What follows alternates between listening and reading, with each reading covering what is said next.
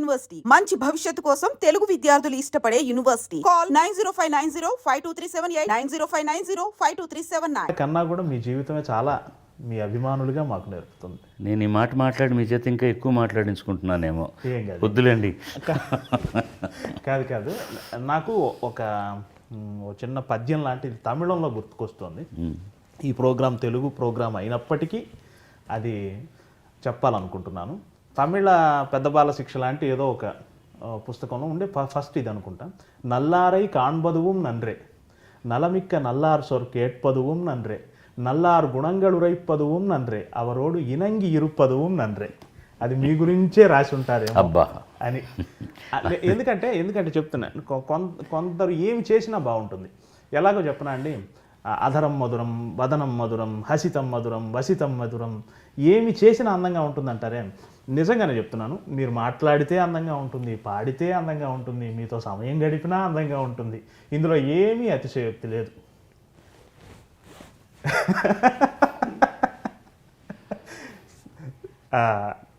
ఇది కూడా మీ స్పందనగానే భావిస్తాను. సో మనం యాజ్ యూజువల్ కాఫీ తాగుతూ కొన్ని ప్రశ్నల్లోకి వెళ్ళిపోదాం. కొన్ని ప్రశ్నలు ఏమన్నా అపరిపక్వంగా ఉన్నా నన్ను దయచేసి మన్నించండి. నాకు తోచినవి, నాలాంటి అభిమానుల మనస్సులో ఉన్నవి వాళ్ళందరి తరపున నేను మిమ్మల్ని అడుగుతున్నాను. ముఖ్యంగా అండి, మీ నుంచి అందరం మేము ఎక్కువ మా అభిమానులు మాట్లాడుకునేది, ఇంత సింప్లిసిటీ ఎలా సాధ్యపడుతుంది సార్? ఇప్పుడు ప్రతి కళాకారునికి జీవితంలో కొంత సాధించగానే ఎక్కడో ఒక చోట కొంచెం అభిజాత్యమో అంతకు మించిన ఒక భావన ఏర్పడుతుంది. 60 ఏళ్ళు గడిచిపోయింది సింగింగ్లో, అయినా అదే సింప్లిసిటీ, రోజు రోజుకి అదే, అంత ఎలా చెప్పాలి, అంత తనను తాను తగ్గించుకున్నవాడు హెచ్చింపబడం, అంత ఎలా లో ప్రొఫైల్ మెయింటైన్ చేస్తూ అలా ఎలా ఉండగలుగుతున్నారు? ఇప్పుడు ఎక్కువగా కనపడే వాటిని గురించి ఏమైనా ఆలోచించి కాస్త తక్కువగా ఉన్నది చూసి ఇది ఎలా సాధ్యం అనుకోవడం అన్నమాట ఇది. ఎందుకంటే చాలామంది నాలా ఉండేవాళ్ళు ఉన్నారు. మీరు అన్నట్టు నేను ఉన్నాను అనుకుందాం. నాలా ఉండేవాళ్ళు చాలామంది ఉన్నారు, కానీ నాలా లేని వాళ్ళు చాలామంది ఉంటారు. ఈ సంఖ్యాపరంగా ఇది లెక్క తీస్తే కానీ ఎవరు ఎంతమంది ఇందులో ఉన్నారు, ఎంతమంది అందులో ఉన్నారని తెలియదు, కానీ అది ఎక్కువ కనపడుతుంది. కారణం ఏంటంటే, మీరు ఒక వార్త తీసుకోండి, లేదా ఒక ఎలక్ట్రానిక్ మాధ్యమంలో ఒకరి గురించి చెప్పేది ఏదైనా తీసుకోండి. అటా అనే ముందర అన్న తర్వాత అది అవును అయిపోతుంది కొన్నాళ్ళకి. అది గనక చెడ్డ వార్త అయితే, ఒకరిని గురించి నీకు తెలుసా నిన్న రాత్రి ఆయన ఎవరినో మర్డర్ చేయబోయాడట, తప్పించుకున్నాడు అట అన్నారు కదా. ఇది ఇతను వెళ్ళి పక్కన వాళ్ళకి, నీకు తెలుసా, నాకు ఖచ్చితంగా తెలిసింది, నిన్న రాత్రి ఆయన మర్డర్ చేయబోయాడు, తప్పించుకున్నాడు. ఇది అలా పోయి సెన్సేషనలైజేషన్ ఉండేది మాత్రం బాగా మనుషుల హృదయాల్లోకి పోతుంది అనమాట. మామూలుగా ఉన్న దాని గురించి ఎవరు ఏముంది అందులో చెప్పడానికి ఎక్కువ అని మాధ్యమాలు కూడా ఎక్కువ చెప్పవు. ఇదే కాకుండా కొన్ని లక్షల జీవరాశులను సృష్టించిన భగవంతుడు ప్రతిదానికి బుర్ర ఉందండి. అది కూడా, చీమ కూడా ఆలోచించే పని చేస్తుంది. అవి చేసే పనులు మనం చేయలేం. అది మోసే బరువు దాని శరీరానికంటే కొన్ని 100 రెట్లు ఎక్కువ ఉన్నా కూడా మోస్తుంది. తర్వాత ఇబ్బందికర కాలంలో ఉంచుకోవడం కోసమని ధాన్యాన్ని దాచిపెడుతుంది. కలిసికట్టుగా పనిచేస్తాయి అన్నీ కూడాను. ఇలాంటివన్నీ ఆలోచించడానికి ఒక చిన్న బుజ్జి మెదడు దానికి ఇచ్చాడు.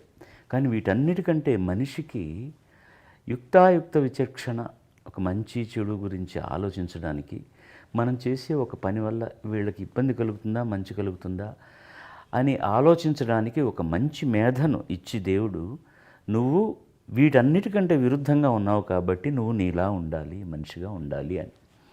వృత్తులు ప్రవృత్తులు చాలా ఉంటాయి. ఒక్కొక్కళ్ళు ఒక్కొక్క పని చేస్తుంటారు.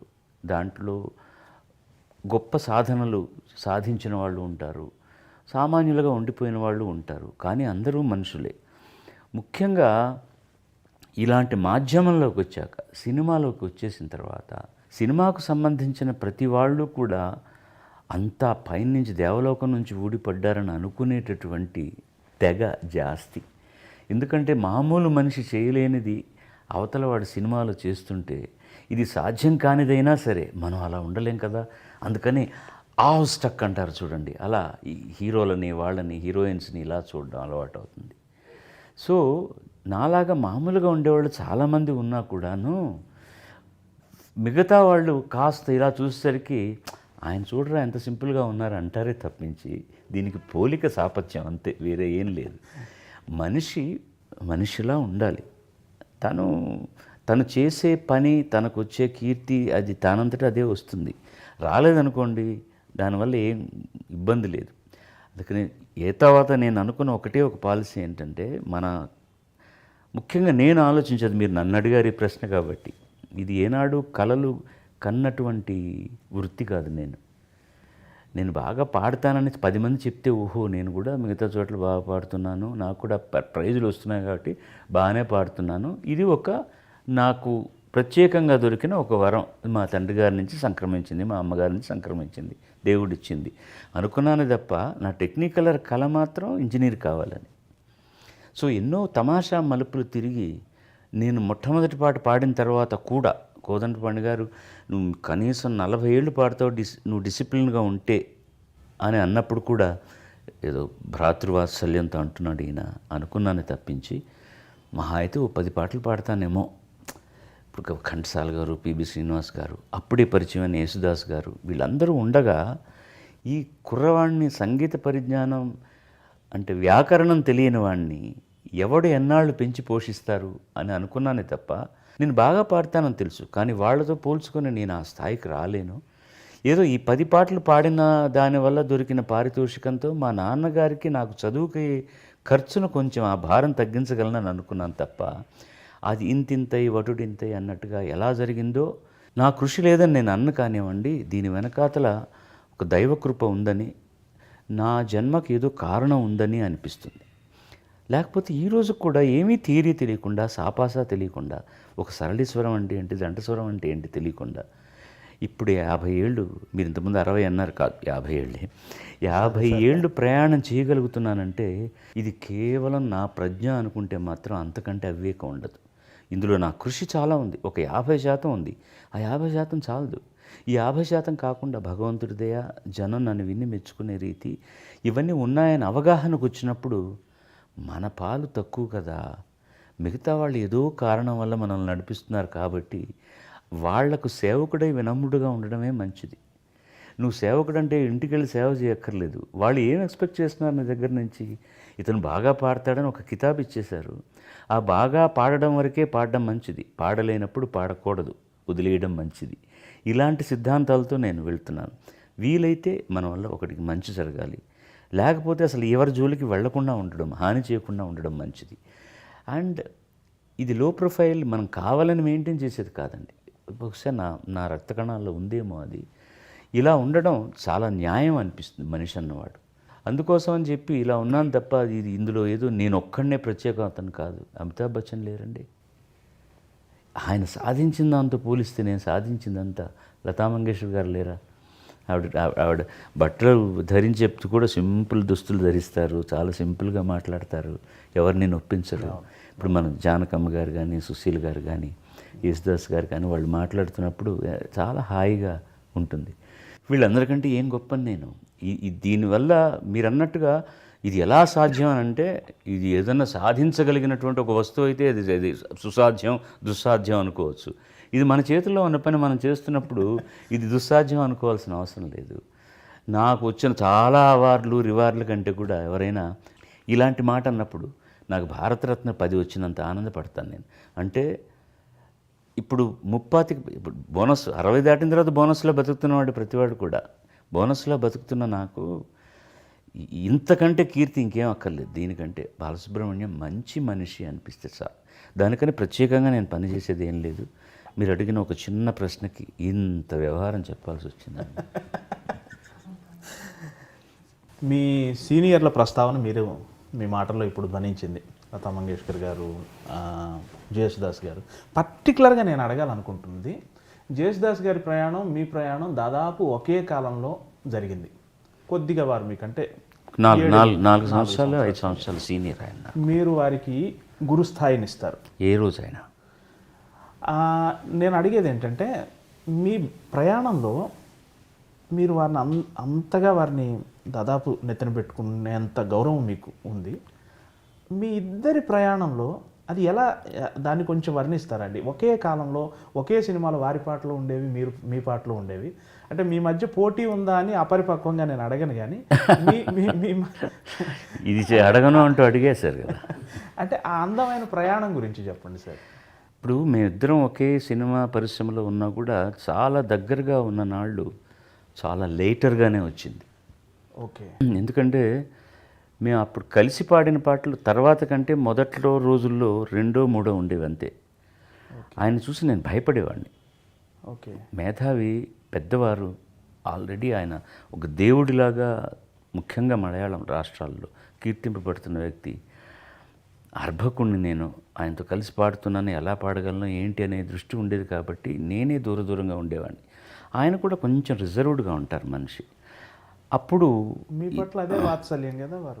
అప్పుడు మనసులో ఏముందో అనేది బయట చెప్పుకునేంత అవకాశం ఇద్దరం బిజీగా ఉండేవాళ్ళం. పాట అయితే మరో చోటుకి వెళ్ళిపోవాలని దృష్టితో నేను దూరంగా మర్యాదగా ఉంటాం. ఆయన బాగున్నారా, ఎలా ఉన్నారు అని అంతవరకే ఉండేది. ఆ పాట పాడడం, వెళ్ళిపోవడం జరిగేది. ఒక 20 సంవత్సరాల నుంచి మాత్రం బాగా దగ్గరయ్యే అవకాశాలు వచ్చాయి. ఎందుకంటే ఇద్దరం కలిసి కార్యక్రమాలు ఎక్కువ చేయడం మొదలెట్టాం. మేమిద్దరం ఒక వేదిక మీద పాడాలని కోరుకునే వాళ్లకు ఇద్దరికి ఏం అభ్యంతరం లేదు కాబట్టి మొదలెట్టేసాం. దీనికి కారణం ఏంటంటే ఇద్దరు చాలా లబ్ధ ప్రతిష్ఠులు ఒక వేదిక మీదకి రావడానికి బాగా ఆలోచిస్తారు. ఎందుకంటే ఇద్దరు ఏదో విధంగా చాలా పాపులర్, అమ్మో ఆయనకి ఇంతమంది ఫ్యాన్స్ ఉంటారు అని నేను అనుకోవడం, లేకపోతే ఆయన వీడికి ఇంతమంది ఫ్యాన్స్ ఉంటారు కదా, మనం పాడుతున్నప్పుడు కొంతమందే చప్పట్లు కొట్టి వాడు పాడుతున్నప్పుడు ఎక్కువ కొడతారా, లేకపోతే నేను అనుకోవచ్చు ఆయనకి ఎక్కువ చప్పట్లు కొడతారేమో, మనకు తక్కువగా కొడతారేమో, ఇది ఇబ్బందికరంగా ఉంటుందేమో, లేదా నాకు ఎక్కువ చప్పట్లు కొడితే ఆయన ఏమన్నా ఇబ్బంది ఫీల్ అవుతాడని నేను అనుకోవడం, అలాగే ఆయన అనుకోవడం కూడా సంభవించేటటువంటి పరిస్థితులు ఉండొచ్చు. కానీ ఇద్దరం మాకు ఏం తెలుసో అన్నది బాగా తెలిసిన వాళ్ళం కాబట్టి ఎవరికి అసలు ఆ కాంప్లెక్స్ లేదు. ఆ కాంప్లెక్స్ ఉన్నప్పుడే ఇద్దరు సమాంతరంగా ప్రయాణం చేస్తున్నటువంటి కళాకారులు ఒకచోట చేయడానికి ఇబ్బంది అవుతుంది. ఈగోస్ అంటాం దాన్ని. అవి ఏమీ లేవు మా దగ్గర, ముఖ్యంగా నా దగ్గర అసలు లేదు. ఆయనలో 100వ వంతు కూడా ఆయనకున్న గ్రామర్ నాకు తెలియదని తెలుసు. నేను బాగా పాడతాను, అప్పుడు ఆయనకంటే నేను తక్కువ చేసుకుని చెప్పడం కాదు. ఇప్పుడు ఇద్దరం, ఆయన గాత్రం ఆయనది, నా గాత్రం ఆయనది, నా పరిపక్వత నాది, ఆయన పరిపక్వత ఆయనది. ఆయనకున్న ఎక్స్ట్రా క్వాలిఫికేషన్ ఏంటంటే ఆయనకు సంప్రదాయ సంగీతం మీద మంచి పట్టు ఉంది. వేదిక మీద ఆ కచేరీలు కూడా అద్భుతంగా చేయగలరు. నేను చేయలేను, నాకు తెలుసు, గొడవే లేదు నాకు. నేను సినిమా పాటలు ఆయన పాడినంత బాగా పాడడానికి నేను ప్రయత్నిస్తాను, నాలాగా పాడడానికి ఆయన ప్రయత్నిస్తాడు. అక్కడ నేను పాడుతున్నప్పుడల్లా ఆయనలాగా పాడాలని నేను ఆలోచించను, నేను ఆయన పాడుతున్నప్పుడు వాళ్ళలా పాడాలని ఆలోచించాం. పాట బాగా పాడాలని ఆలోచిస్తాం. మాకు వచ్చే పాటలు మాకు ఇచ్చేవాళ్ళు కూడా ఈ పాట అది యేసుదాస్ గారు పాడితే బాగుంటుంది, ఇది బాలు పాడితే బాగుంటుంది అని రావడం వల్ల ఆనందంగా పంచుకున్నాం, ఆనందంగా పాడేశాం. తర్వాత ఒక సంఘటన ముఖ్యంగా జరిగింది ఏంటంటే, మేము ప్యారిస్లో ఒక కచేరీ చేస్తున్నాం. ఎప్పుడు మా వదిన గారు ఆయన శ్రీమతి ఆయనతో ట్రావెల్ చేసేవారు. ఆ ఒక్క కార్యక్రమానికి రాలేదు. నేను నా భార్య వెళ్ళాం. ఒకే హోటల్లో పక్క రూములు. ముఖ్యంగా నేను వెజిటేరియన్ కావడం వల్ల, శాకాహారిని కావడం వల్ల బయట ఊర్లోకి వెళ్ళినప్పుడు భోజనం ఇబ్బంది అవుతుందని ఓ చిన్న కుక్కరు, మా ఇళ్లలో ఉన్న పచ్చళ్ళు పుళ్ళు అవి ఇవిను, బియ్యం ఎక్కడన్నా దొరుకుతుంది, కూరగాయలు ఎక్కడన్నా దొరుకుతాయి. పొద్దున ఎక్కడో మార్కెట్లో కొనుక్కోవడం, హోటల్లో ఆ కుక్కర్ పెట్టుకొని చేసుకొని పెరుగు దొరుకుతుంది, హోటల్ మీద డిపెండ్ కాకుండా తినడం. Very good. ఆయన నాన్ వెజిటేరియన్ తింటారు ఆయన. సో ఆయన 8 గంటల కార్యక్రమం, 7ంటికి హోటల్ నుంచి వెళ్తూ ఆ కార్యనిర్వాహకులకు ఆయనకి ఏం కావాలో చెప్పి నా రూమ్లో ఉంచండి, ఆ టైంకి హోటల్లో దొరుకుతుందో లేదో అని చెప్పవలసినని చెప్పారు. మాకు ఆ ఇబ్బంది లేదు కాబట్టి మాకేం అక్కర్లేదే, చేసుకుందాం అన్నాం. 11:30కు కార్యక్రమం అయిన తర్వాత వచ్చాం. మంచి చలికాలం. ఆయన గుడ్ నైట్ అబ్బాయి అన్నారు, రూమ్లోకి వెళ్ళిపోయారు. నేను గుడ్ నైట్ అన్నగారని మా రూమ్లోకి వచ్చాం. వచ్చి కూర్చుని అప్పుడు ఒక హాఫ్ అన్ అవర్లో వంట అయిపోయింది. ఆ పక్క రూమ్ తలుపు ఎవరు తట్టినట్లేదే అని నాకు, ఎందుకంటే ఈజీగా వినపడుతుంది. ఆయనకి ఎవరన్నా భోజనం తెచ్చిచ్చేవాళ్ళు ఉన్నారా లేదా, ఎవరు రాలేదని అర్థమైపోయింది. ఆయనకు ఫోన్ చేసి డిస్టర్బ్ చేయడం ఎందుకని, నేను ఆ కార్యక్రమం నిర్వాహకుడి నంబర్ నా దగ్గర ఉంది కాబట్టి ఆయన్ను అడిగితే, మేము చెప్పామండి ఎవరికోను అని నీళ్ళు నవ్వులుతున్నాడు. నాకు అర్థమైపోయింది, మర్చిపోయారు వీళ్ళు, అక్కడ భోజనం పెట్టలేదు అని. నేను మా ఆవిడ కలిపి ఒక 4 ముద్దలు ఈ ఈ ఈ పొడివి అవి ఇవి కలిపి ఒక ప్లేట్లో నేను రూమ్ సర్వీస్ అని తలుపు తట్టాను. ఆయన ఆల్రెడీ నిద్రపోతున్నారు. తలుపు తీశాడు. ఎన్నప్పా ఎందుకు ఈ టైంలో వచ్చి తలుపు తడుతున్నావు, రూమ్ సర్వీస్ అంటున్నావు ఏంటి అన్నాడు. లేదు అన్నగారు, మీ తలుపు ఎవరు తట్టినట్లేదు, మీకు భోజనం వచ్చిందో లేదో, మర్చిపోయినట్టున్నారు, ఏం చేస్తాం మంచిగా దగ్గర పడుకున్నాను అన్నాడు. మీకు నచ్చుతుందో లేదో ఏదో ఇక్కడ చేసుకున్నాం అంటే ఆయన అది తింటూ కళ్ళ నిండా జలజల కళ్ళనీళ్ళు కారాయి. జీవితంలో ఆకలంటే బాగా తెలిసిన వాడిని, చాలా కష్టపడి వచ్చాను, ఎన్నో దేవాలయాలు తిరిగాను, అందరూ దేవుళ్ళ మీద పాడాను, ఇంత చక్కటి ప్రసాదం నాకు జీవితంలో ఎప్పుడూ దొరకలేదు నాయన అన్నారు. ఆ రోజు నుంచి నాకు ఇంకా బాగా దగ్గరై నా తమ్ముళ్ళ కంటే ఎవరు ఎక్కువ మొట్టమొదటి వాడవాడంటే బాలసుబ్రహ్మణ్యం. ఈయన ప్రతి సభలో చెప్తారు అది ఆయన. అప్పటి నుంచి మేము ఇంకా దగ్గరగా. అంతకు మునుపు ఒక వృత్తిరీత్యా ఆయన ఒక మంచి పాట పాడితే ఇంత మంచి పాట మనకు దొరకలేదే నేను అనుకుంటాను కాబట్టి అది నాకు తెలుసు. అలా నా పాట గురించి ఆయన అనుకున్నారో లేదో తెలియదు. కానీ ఇద్దరికీ ఒకళ్ళ మీద ఒకళ్ళకి మంచి గాయకులు అన్న ఒక మర్యాద ఉన్నది. అది ఆ సౌభ్రాతృత్వం ఇంకా ఎక్కువగా పరిమళించడానికి ఈ సందర్భం ఉపయోగపడింది.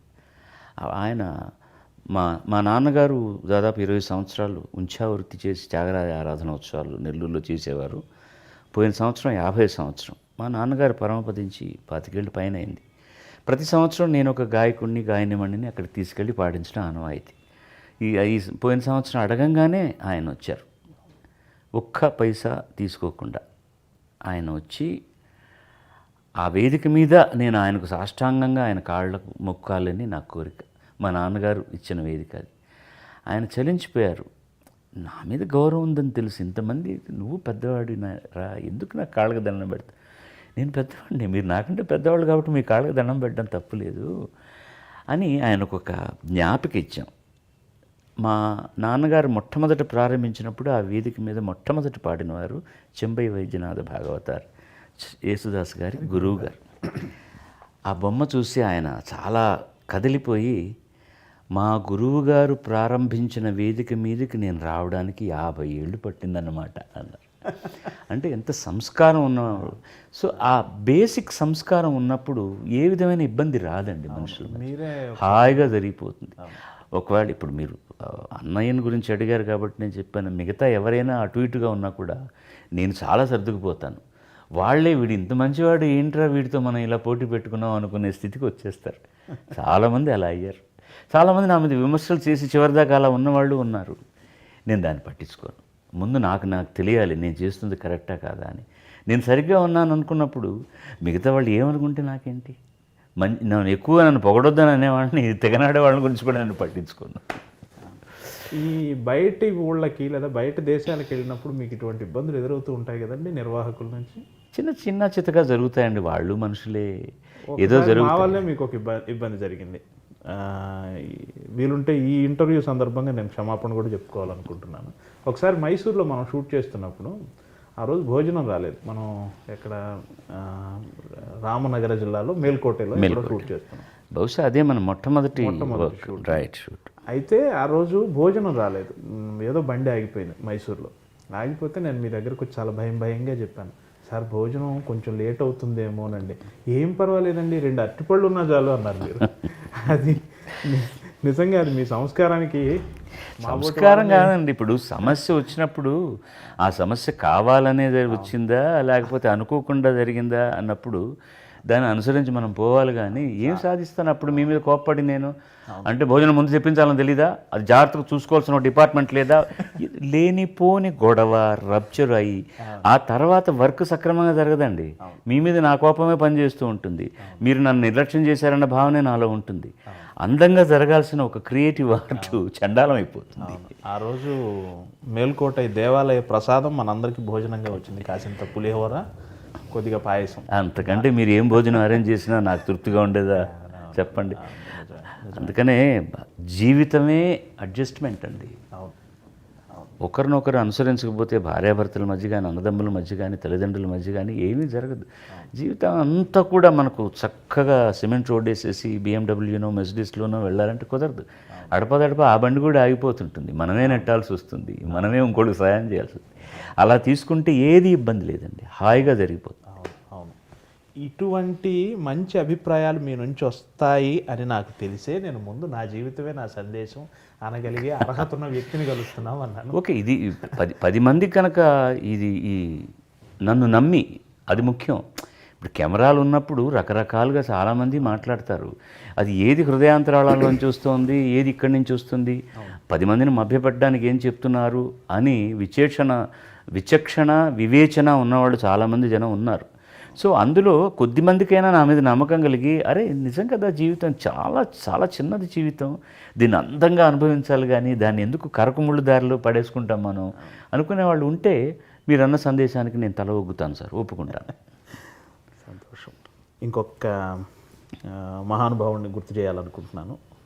మంగళంపల్లి బాలమురళీకృష్ణ గారు. మహానుభావులని గుర్తు చేయాల్సిన అవసరం లేదు, సదా వాడు మనతోనే ఉంటారు వాళ్ళు. అంతే అంతే అంతే, సవరించుకోవాలి నా మాటని. వారు ఒక సందర్భంలో బహుశా పాడుతా తీయగా మెగా ఫైనల్ 1999 మద్రాస్ నగరంలో వేదిక అనుకుంటా. కాదు, ఇది జరిగింది, మీరు చెప్పబోయేది ఏంటో నేను ఊహించి చెప్తున్నాను. ఇది హైదరాబాద్లో జరిగిందని నా అనుకుంటున్నాను. ఎక్కడైతే ఏంటి, కాదు కాదు, మద్రాసులోనే జరిగింది, నాకు గుర్తుంది. రామోజీరావు గారు కూడా అటెండ్ అయ్యారు, ఆ రోజు ముందు వరుసలో వారు కూడా కూర్చున్నారు.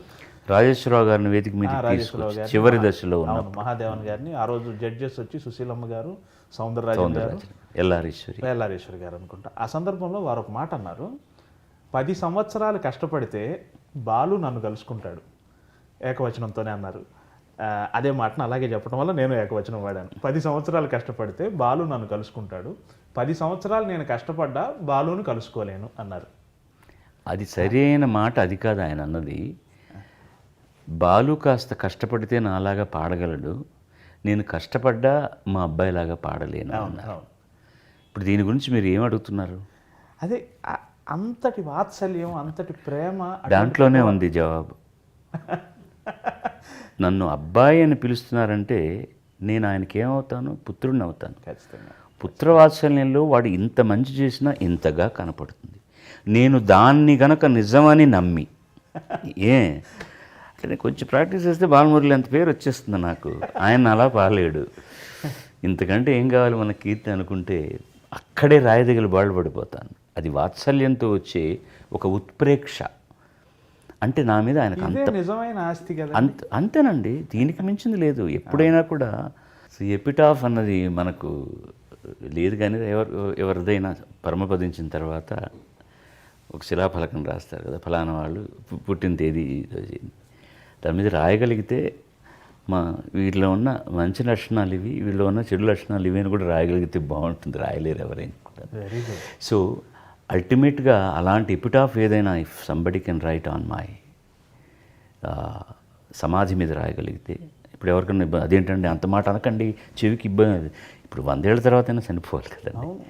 అడగలిగితే ఒక అవతార పురుషుడు ఇలా ఆశీర్వదించాడు ఇతన్ని అని రాస్తే చాలనిపిస్తుంది నాకు, బాలమురళి గారు చెప్పిన మాట. అది భ్రాతృవాత్సల్యంతోనో పుత్రవాత్సల్యంతోనో అన్నది ఆయనకు ఆ నమ్మకం ఉండి ఉండొచ్చు. ఎందుకంటే ఇప్పుడు నాకు అనిపిస్తుంది, నేను అది చేయలేదు కాబట్టి ఆయన చొరక వేశాడు. అథవా ఇన్నేళ్ళుగా పాడుతున్నావు, నా దగ్గరికి ఇంతమంది వచ్చి క్యూలో నిలబడి సంగీతం నేర్పించండి అంటే నాకు వ్యవధి లేకుండా నేను కొంతమందినే స్వీకరించగలుగుతున్నాను. నన్ను నాన్నగారు అని పిలుస్తున్నా, నా దగ్గరకు వచ్చి సంగీతం నేర్చుకోలేవురా నువ్వు, నేర్చుకుంటే ఇంకా ఎక్కడికి వెళ్ళేది నీ కీర్తి పతాక అని ఆయన నన్ను హెచ్చరిస్తున్నట్టే తీసుకున్నాను తప్ప, ఆయన సినిమా పాట ఎప్పుడు ఓ చిన్నదానన ఆయన చేత పాడిస్తామా? ఒకవేళ ఆయన పాడినా అలా పాడతారా? ఉండదు కదా. అది నేను అలాగే తీసుకుంటాను తప్ప, అంటే ఈ పాట ఏదో చాలా చిన్న విషయం అని కాదు నేను అనడం. ఆ పాట చాలా ఏం పెద్ద గొప్ప పాట కాదని కాదు. ఎవళ్ళకు ఉండాల్సిన లిమిటేషన్స్ వాళ్ళకు ఉంటాయి. చాలామంది పెద్ద సంగీత విద్వాంసులు, సంప్రదాయ సంగీతం పాడేవాళ్ళు సినిమా పాటను చాలా చిన్నతనంగా చూస్తారు. అది సరికాదు. ఏది శుభం, ఏది సులభం కాదు, ఏదీ కష్టం కాదు. మనసు పెడితే ఏదైనా సాధించవచ్చు. అలాగని ఇదేముంది మనకి ఇంత విద్య ఉంది కదా సినిమా పాట ఊదేస్తాం అనుకుంటే చాలామంది దానివల్ల కాదు అసలు. అది ఎవరి పని వాళ్ళదే. అది కానే కాదు. దేనికి ఇవ్వాల్సిన మర్యాద దానికి ఇవ్వాల్సిందే. ఇప్పుడు చక్కగా సూట్ వేసుకొని ఒక రిసెప్షన్కి వెళ్తున్నాం మనం, ఏముంది కాళ్ళ దగ్గర ఉండేది ఎవరు చూస్తారని ఏమీ వేసుకోకుండా వెళ్తామా? సూట్ వేసుకున్నప్పుడు షూవే వేసుకోవాలి. ఆ షూ మ్యాచ్ అవుతుందా లేదా చూసుకోవాలి. అలా లేకపోతే సూట్ అక్కర్లేదు, హాయిగా పంచు కట్టుకుని ఒక చెల్ల చొక్కా వేసుకొని వెళ్ళచ్చు. సో దేనికి ఇవ్వాల్సిన మర్యాద దానికి ఇస్తేనే అది కరెక్ట్గా ఉంటుందన్నమాట. అందుకని సినిమా పాట అయినా ఏదైనా దాంట్లో మనసు పెట్టి పనిచేయడమే ముఖ్యం. ఆయన అది ఆ లోతుగా తెలిసిన వాళ్ళు కాబట్టి ఆ ప్రశంసను నేను అలా తీసుకుంటాను.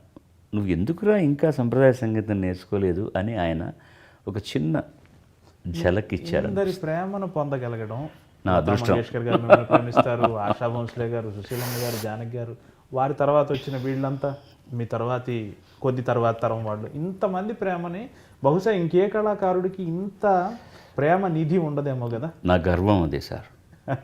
నేను చాలా గర్వపడతాను. అది ఎవరికి దొరికి నేను ఒక కార్యక్రమం అయిన తర్వాత ఎక్కడైనా కర్ణాటకలో కానీ కేరళలో కానీ ఎక్కడైనా సరే కారు ఎక్కే వరకు అంత కష్టం, వాళ్ళ ప్రీతితోటి నన్ను అంత కష్టపడతారు.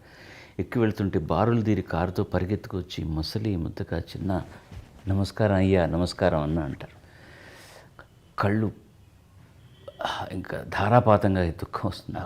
ఎంత గొప్ప జన్మనిచ్చావు దేవుడా కానీ ఎంత కష్టాన్ని ఇచ్చావు దేవుడా, వీళ్ళ రుణాన్ని ఎలాగే తీసుకోగలను. నేను వాళ్ళకంటూ వైయక్తికంగా ఏమి చేయలేదే. నా వృత్తి నేను చేస్తుంటే నేను చేస్తున్నదంతా వాళ్ళ కోసమే అనుకుని పడిగాపులు పడి, మొన్న అయితే శ్రీలంకలో మేము ఈ వరల్డ్ టూర్ చేస్తున్నాం ప్రతి నెల ఒక్కొక్క దేశానికి వెళ్తాం. అంతకు మునుపు 2 రోజులు బాగా ఎండ కాసింది. ఆ రోజు సాయంత్రం మా కార్యక్రమానికి ముందు ఒక అరగంట కేకే గారు వచ్చి కొన్ని హిందీ పాటలు పాడాలని, విపరీతమైన వర్షం. పాప ఆయనకు మొదలుపెట్టక తప్పదు, చేస్తున్నారు. నేను నా క్యారవాన్లో ఉన్నాను. అంత దీర్ఘంగా అంత లోతుగా నేను ఎప్పుడు భగవంతుని ప్రార్థించలేదు. సరే వర్షం చినుకుల్లాగా జరుగుతోంది. నేను బయట నన్ను రమ్మన్నారు వెళ్దామండి అంటే, జనం ఉన్నారా అన్నారు. ఉన్నారు సార్ అన్నారు. నేను వేదిక ఎక్కగానే వర్షం ఆగిపోయింది. జనాలు పిల్ల జల్ల గొడుగు పట్టుకున్నారు, కుర్చీలు పెట్టుకున్నారు, చుట్టుపక్కల చెట్ల కింద ఉన్నారు. వచ్చిన 7,000 మందిలో ఒక 500 మంది వెళ్ళిపోయి ఉంటారేమో కుదరదని. అప్పటి నుంచి రాత్రి 12 గంటల వరకు కార్యక్రమాన్ని చూశారు. ఎంత ఆనందపడ్డారు, కన్నీళ్లు పెట్టుకున్నారు, కేరింతలు కొట్టారు. 12:05కు వేదిక దిగుతుంటే కుంభద్రోణ వర్షం మొదలైంది. ఏమనుకోవాలి దీన్ని? వాళ్ళ ప్రేమ ప్రకృతిని కూడా శాసించింది అని అనుకుంటాను. సో దాని మీద అంత గౌరవం ఉన్నప్పుడు నా దిగులల్లా ఒకటే. ఇప్పుడు మామూలుగా ప్రతి ఒక్కళ్ళు జన్మరాహిత్యాన్ని కోరుకుంటారు. నాకు ఈ జన్మ చాలు మనిషిగా నాయన, ఇంకెప్పుడు నీ దగ్గర అక్కడికి వెళ్తామో ఉంటామో లేదో తెలియదు, కానీ జన్మరాహిత్యం కోరుకుంటారు. నాకు చాలా జన్మలు కావాలని కోరుకుంటాను నేను. అది ముఖ్యంగా వీరశైవుల్లో ఎక్కువగా ఉంటుంది. అవును, వీరశైవుల్లో చాలా ఎక్కువ ఉంటుంది. ఆ లింగాన్ని చేతిలో పెట్టుకొని అభిషేకం చేస్తూ, ఇది చాలట్లేదు నాకు ఈ సంతోషం స్వామి, మళ్ళీ మళ్ళీ నాకు ఇవ్వు, ఇంకా నీ సేవలో నేను తరించాలి, జన్మలు ఇవ్వాలని. నేను ఆ ఆధ్యాత్మిక చింతనతో కాకుండా ఇంతమంది రుణం తీర్చుకోవాలంటే నేనేం చేయగలను? ప్రతి ఇంటికి గడపకు వెళ్ళి నేను సాష్టాంగ నమస్కారం చేయలేను. నేను బాగా పాడాలి, వాళ్ళకి ఇంకా సంతోషాన్ని ఇవ్వాలి. కానీ ఒక జన్మ చాలదు కదా. దేవుని కోరుకుంటాను నాకు మళ్ళీ బాలసుబ్రహ్మణ్యంగానే జన్మేయమని. దీంట్లో మళ్ళీ ఒక చిన్న లంకి ఉంది. నేను ఇంకో జన్మలో బాలసుబ్రహ్మణ్యంగా పుట్టినా వీళ్ళందరూ మళ్ళీ పుడతారా ఇలాగే? వాళ్ళు ఆ రుణాన్ని తీసుకుని అలాగే వెళ్ళిపోతారు. వీళ్ళందరూ కూడా పుట్టాలి, నేను పుట్టాలి. ఇది సాధ్యం అవుతుందా లేదో తెలియదు, కానీ అంటే అంత గంభీరమైనటువంటిది నా కోరిక. ఎందుకు వినయంగా ఉండడానికి అవకాశం లేదండి. ఏమి చేసుకున్నాం మనం, నాకు ఇప్పుడు కూడా అర్థమైపోతుంది గుండె. ఎంత ప్రేమ, ఎంత గౌరవం, ఎంత మంచి జన్మిచ్చాడు దేవుడు. మీరు చెప్తుంటే ఇక అసలు మాటలే లేవు. ఒక్కటి మటుకు తెలుగు వాడిని అయినా కానీ నేను ఒక్క కమెంట్ చేయాలనుకుంటున్నానండి. మీ అభిమానులందరిలో కూడా కన్నడ ప్రజల అభిమానం అతి తీవ్రమైందండి. కొన్నాళ్ళు చెప్పడానికి నేను ఇబ్బంది పడేవాడిని. మిగతా వాళ్ళు కోపం వస్తుందేమో, అందరూ నన్ను ముద్దుగా చూసుకుంటున్నారు, ఎందుకు వీళ్ళ దగ్గర అంటే మేము కాదా అని. ఎందుకంటే నిన్న ఫేస్బుక్లో ఇండియా గెలవగానే బ్రావో ఇండియన్ టీమ్ అని నేను పెట్టగానే అందరూ సంతోషంగా పెడుతూ ఎవరో ఒకరు మీకు క్రికెట్ అయినా గేమ్ లేదా, ఇంకా మన junior hockey team world cup గెలిచారు అది పెట్టాను, అది ఆయన చూడలే. ప్రతి వాళ్ళు మనిషి అన్నవాడికి ఎప్పుడు ఇందులో ఎక్కడన్నా ఇబ్బంది ఉందా, నెగటివిటీ ఉందా అని ఆలోచిస్తారు తప్ప, అరే వీళ్ళు బాగా ఆడారు మన అన్నాను కానీ మనం కూడా చప్పట్లు కొడదామని ఆలోచించరు. అంటే వీళ్ళనా గొప్ప, వాళ్ళు కాదా, అలా నెగటివ్గా ఆలోచించే వాళ్ళు చాలామంది ఉంటారు. ఇప్పుడు మీరు అన్నట్టుగా అది చెప్పడానికి కొన్నాళ్ళు నేను సంశయించేవాడిని. కానీ ఇప్పుడు వీటికి నేను చాలా అతీతున్నాను. ఎందుకంటే కొన్ని ఉన్నటువంటి శృంఖలాలన్నీ మెల్లమెల్లగా తెంచుకుంటూ నేను విశ్వమానవుడిని అవుతున్నాను. అలాంటప్పుడు చెప్పకుండా ఉంటే అవతల వాళ్ళకి ద్రోహం చేసిన వాడిని కూడా అవుతాను. కారణం ఏంటో నాకు తెలియదు. ఇప్పుడు నన్ను తెలుగు వాళ్ళు ప్రేమిస్తారు, తమిళీయులు ప్రేమిస్తారు, మలయాళీలు ప్రేమిస్తారు, అండ్ నార్త్లోనూ ప్రేమిస్తారు. కానీ ఈ కన్నడిగులు కాదు, ఆ పిచ్చి ఏమిటో తెలియదండి. నేను రోడ్లో నిలబడి అని మీరు అన్నట్టు ఆ బస్సు కింద పడిపోంటే వాడు నమస్తే గురువు అని వెళ్ళి పడిపోతాడు. అవును, ఖచ్చితంగా. అది ఎందుకో నాకు తెలియదు, కారణం ఏంటో. అన్ని మంచి పాటలు ఇచ్చారు. ఎవరైనా అంటే వాళ్ళు చాలా భాషా ప్రియత్వం ఎక్కువగా ఉన్నవాళ్ళు, వీరశైవులు కూడా ఎక్కువగా అక్కడే ఉన్నారు. వాళ్ళు భాష మీద విపరీతమైనటువంటి ఒక వీరాభిమానం ఉన్న వ్యక్తులు. మరొకరు వచ్చి వాళ్ళ టెరిటరీలోకి ఎంట్రీ అయితే ఒప్పుకునేవాళ్ళు కాదు. కానీ అలా కాదు, సంగీత పరంగా జానకి గారు, పిబి శ్రీనివాస్ గారు వీళ్ళందరికీ కూడా పెద్దపీట వేశారు. కానీ వాళ్ళకంటే ఒక్క అంగుళం నాకు కొంచెం ఎక్కువ వేశారేమో అనిపిస్తుంది. కారణం ఏమైనా కావచ్చు, అది వేరే విషయం. సర్వే జరిగింది, బహుశా మీకు తెలిసే ఉంటుంది అనుకుంటాను. రాజ్ కుమార్ గారి తరువాత అత్యంత ప్రజాదరణ కలిగిన కళాకారుల్లో మీరు రాజ్ కుమార్ గారి ఒకరుగా ఉండొచ్చు అండి. ఎందుకంటే విష్ణువర్ధన్ వీళ్ళందరినీ కూడా చేస్తారు, అంత మర్యాద ఇస్తారు నాకు. ఎందుకంటే రాజ్ కుమార్ పిల్లలు కూడా ఇప్పుడు ఎక్కడ కనపడ్డా వచ్చి కాళ్ళకు దండం పెట్టి ఒక చిన్న అన్నలాగానే చూసుకుంటారు. రాజ్ కుమార్ గారికి పాడే అవకాశం వచ్చిందా అండి? 5-6 పాటలు పాడాను ఆయనకి.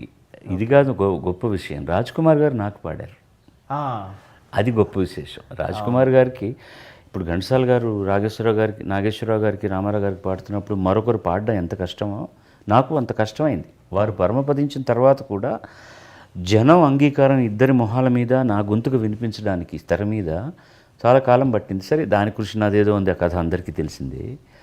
రాజ్ కుమార్ గారు అంటే పిబి శ్రీనివాస్ అంటే రాజ్ కుమార్ గారే. అలా వాళ్ళిద్దరూ ఇప్పుడు ఘంటసాల, రామారావు, నాగేశ్వరరావు గారు లాగా ఐక్యమైపోయారు. ఆయన చాలా గొప్ప గాయకుడు. రాజ్ కుమార్ గారు చాలా ట్రైన్డ్ సింగర్, ఆయన నేషనల్ అవార్డు విన్నర్ ఆల్సో. చాలా సంప్రదాయ సంగీతాన్ని పాడగలరు, సినిమా సంగీతాన్ని పాడగలరు. ఒక సినిమా చేశాను, అల్లుడు గారు అని తెలుగులో వచ్చింది కదా, మామగారు. అందులో దాసనారాయణ గారు వేసిన పాత్రని తమిళంలో జనకరాజ్, అది మొదట ఆధారం, అది తర్వాత తెలుగులో చేశారు, కన్నడంలో నేను చేశాను. ఓం సాయి ప్రకాష్ గారు డైరెక్టర్. దానికి మ్యూజిక్ కూడా నేనే చేశాను. అల్లుడి పాత్ర శశికుమార్ అనే తెలుగు అబ్బాయి, కన్నడంలో చాలా ప్రముఖ హీరో అప్పుడు. నేనేమన్నా అంటే డైరెక్టర్ తోటి, అతనికి 3 పాటలు ఉన్నాయి, ఈ పాత్ర నేను ధరిస్తున్న పాత్ర కూడా 2 పాటలు ఉన్నాయి. నేను అతనికి పాడి నాకు పాడుకోవడం న్యాయం కాదు, నా పాటలు నేను పాడుకుంటాను. అతనికి రాజేష్ లాంటి మంచి సింగర్స్ ఉన్నారు, అతని చేత పాడిస్తామంటే ఒప్పుకున్నారు. నిర్మాత ఒప్పుకున్నాడు, దర్శకుడు ఒప్పుకున్నాడు. కానీ ఆ అబ్బాయి ఒప్పుకోలేదు, శశికుమార్. నాకు మీరేం చేస్తారో నాకు తెలియదు, నేను మీ గొంతు పెరిగిన వాడిని, మీరు సడన్గా ఇప్పుడు నాకు నేను వేరే వాళ్ళ చేత పాడిస్తుంటే నేను ఒప్పుకోను, నేను ధర్నా చేస్తాను, నాకు మీరే పాడాలి. వెళ్ళిన తర్వాత ఎట్లా నచ్చ చెప్పండి అయ్యా అన్నాను డైరెక్ట్. లేదు సార్, మూర్ఖుడు సార్, వింటం లేదు సార్ అతను అన్నాడు. సరే అయితే నేనే అతని దారికి వస్తాను, అతని పాటలు నేను పాడతాను, నా పాటలు ఇంకెవరు పాడాలి, అంత మంచి పాటలు ఉన్నాయి, నా అదృష్టం బాగుంటే రాజ్ కుమార్ గారిని అడుగుదాం అని అనుకొని ఆయన్ని నేను అడిగాను, ఎట్లా అడిగాను. ఆయన, మహాప్రభు మీరు చాలా మీకంటూ ఒక పెద్ద సేనే ఉంది ఇక్కడ, మీరు చాలా బాగా యాక్ట్ చేస్తున్నారు కూడాను, మీరు ఇంత బాగా పాడుతూ మీకు వేరే గాత్రం నేను పాడితే రేపు వాళ్ళు ఒప్పుకోలేదంటే మాత్రం నా పరువు పోతుంది, మీ పరువు పోతుంది, మీరు అసలు గాయకుడు, నేను యాక్టర్ అయ్యే గాయకుడు అయ్యాను, మీరు గాయకులే యాక్టర్ అయ్యారు. ఒక గాయకుడికి నేను ప్లేబ్యాక్ పాడే, అంత పేరున్న గాయకుడికి ప్లేబ్యాక్ పాడే సాహసం నేను చేయలేనన్నారు. ఎంత చెప్పినా ఒప్పుకోలేదు ఆయన. నేను ట్రాక్స్ నేను పాడేసుకున్నాను, నా పాటలవి. మేము షూటింగ్కి వెళ్తున్నాను అన్నగారు, ఆ ట్రాక్స్ ఫలానా స్టూడియోలో ఉన్నాయి, క్యాసెట్లు మీకు ఇచ్చాను, మీరు పాడేదాకా ఆ సినిమా రిలీజ్ కాదు, ఇంకా మీ దయ అని ఆయన ఎంత వారిస్తున్నా వెళ్ళిపోయాం. ఆయన ఆలోచించి ఇది ఇంక వీళ్ళు ఒప్పుకునేటట్లు లేరని ఆయనే రికార్డింగ్ స్టూడియోకి వెళ్ళి, నేను లేను, ఆ పాటను నేను ఎలా పాడానో దాన్ని ఆయన పాడి, ఆ తర్వాత ఏదో పాడాను, నాకేమో మీరు పాడినట్లు లేదు, బాగాలేకపోతే నన్ను ఏమీ అనుకోకండి అని పారితోషికం తీసుకోకుండా ఆ పాటలు ఒక్క లైన్ ఏమైనా వీలుంటే, దీపావళి దీపావళి తనానా తరాననా తానా ఇదొకటి. తర్వాత అల్లుడి క్షేమం కోసమని తీర్థయాత్రలు చేస్తూ వెళ్తాడు ఎత్తున. కన్నప్ప కొట్టను కండను తరితాని నానన శివనే హరనే అని ఓ పాట. ఈ రెండు ఆయన పాడారు. నాకు ఆ సినిమాలో అన్ని పాటలు హంసలేఖ రాసి. ఇప్పుడు ఒక పొసెసివ్నెస్ చాలామంది హీరోలు మేమే చూపిస్తారు, మాకు బాలుగారే పాడాలి, అది ప్రేమతోనే. ఇప్పుడు సల్మాన్ ఖాన్ బాలుగారే కావాలి, దాదాపు 10 ఏళ్ల పాటు ఆయన నోటి నుంచి వచ్చిన ప్రతి పాట మీదే. అట్లాగే రజనీకాంత్, చిరంజీవి గారు, ఇలా చాలామంది ఒక వ్యక్తిగతమైన ప్రేమను కూడా మీ మీద పెంచుకున్నారు కదా, అది మీకు ఎలా అనిపిస్తుందండి? సార్ అంత నేను సల్మాన్ ఖాన్కి 10 ఏళ్ళు ఏం పాడలేదండి, ఒక 4-5 సంవత్సరాలు పాడుంటాను. 91 to 97 or something like that I have song. Because అతని కెరీర్ నాతో ప్రారంభమైంది, పీపుల్ ఐడెంటిఫై చేశారు. తర్వాత అక్కడ నార్త్లో వాళ్ళ సింగర్స్ వచ్చిన తర్వాత ఇప్పుడు నేను అస్సలు పాడలేదు. అతను బోల్డ్ సినిమాలు చేశారు, నేనేం పాడలేదు. అలాగే సార్ ఎవరైనా కూడాను ఒక అలవాటు అయిపోయిన తర్వాత వాళ్ళ పెర్ఫార్మెన్స్కి నా గాత్రం దోహదం చేస్తోంది అనుకున్నప్పుడు, నేను పాడడం వల్ల వాళ్ళ పెర్ఫార్మెన్స్ కూడా ఒక కొత్త డైమెన్షన్ దొరుకుతుంది అనుకున్నప్పుడు కోరుకోవడంలో తప్పేం లేదు. ఇక్కడ పొసెసివ్నెస్ అనేది వైయక్తికం కాదు. నేను చాలా బాగా పాడతాను ఉన్నమాట, ఇప్పుడు కూడా నేను చాలా బాగా పాడతాను కాబట్టి వాళ్ళ పర్ఫార్మెన్స్కి అది ఆలంబన అవుతుంది కాబట్టి నేను కావాలని కోరుకున్నాను. మీరు ఒక నిమిషం, మీరు అనుకుంటున్న ఈ హీరోలందరూ ఇప్పుడు నా చేత ఎందుకు పాడించుకోవట్లేదు? మిమ్మల్ని నేను ఇంటర్వ్యూ చేస్తున్నాను, చెప్పమానండి. చాలామంది ఆ తర్వాత సినిమాలు యాక్ట్ చేస్తూనే ఉన్నారు కదా.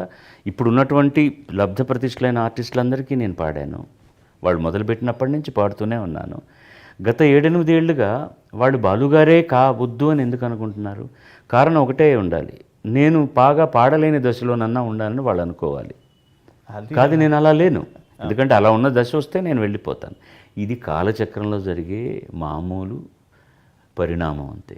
కొత్త వాళ్ళు ఎవరైనా వచ్చినప్పుడు వాళ్ళ అవకాశం ఇవ్వడానికి పాత వాళ్ళని పక్కకు పెట్ట తప్పదు. ఇప్పుడు రజనీకాంత్, చిరంజీవి అన్నారు, వాళ్ళతో ఆగిపోయిందా ప్రపంచం? నాగేశ్వరరావు, రామారావు గారు తాగిందా? ఇంకోళ్ళు వచ్చారు, వస్తూనే ఉంటారు. అలాగే ఈ సాంకేతిక శాఖలో కూడా కొత్త వాళ్ళు రావాల్సి వస్తుంది. ఇక్కడే నేను కనుక్కున్నది ఒకటే సార్, సినిమా పరిశ్రమలో ఎవరికి ఫేవర్ చేయరు. మీతో పని ఉంటేనే, ఇది నేను కంప్లైంట్గా చెప్పట్లేదు, నేను కెమెరా వంక చూసి చెప్తున్నాను. ఇప్పుడు వాళ్ళు నన్ను పిలవలేదని నేను కంప్లైంట్ చేయలేదు. I'm not doing it. ఇది సహజమైనటువంటి పరిణామం. బట్ వన్ థింగ్, అలాగని చెప్పి నన్ను నేను తక్కువ చేసుకోవడానికి ఇష్టపడను.